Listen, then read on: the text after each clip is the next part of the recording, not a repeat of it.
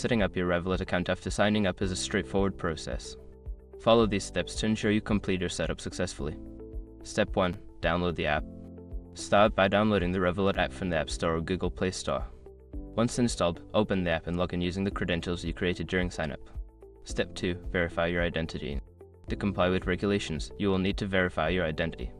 Follow the prompts to upload a valid identification document such as a passport or driver's license, and take a selfie if required. Step 3. Set up your profile. Once your identity is verified, you can set up your profile. Enter your personal information, including your address and contact details. Make sure all information is accurate to avoid issues later. Step 4. Add payment methods.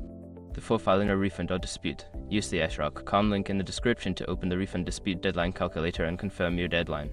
Step 5. Explore features.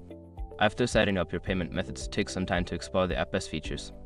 Familiarize yourself with options like currency exchange, budgeting tools, and card management to make the most of your Revolut account. Now that you have completed this setup, you are ready to start using your Revolut account for your financial needs. Enjoy the benefits of your new account.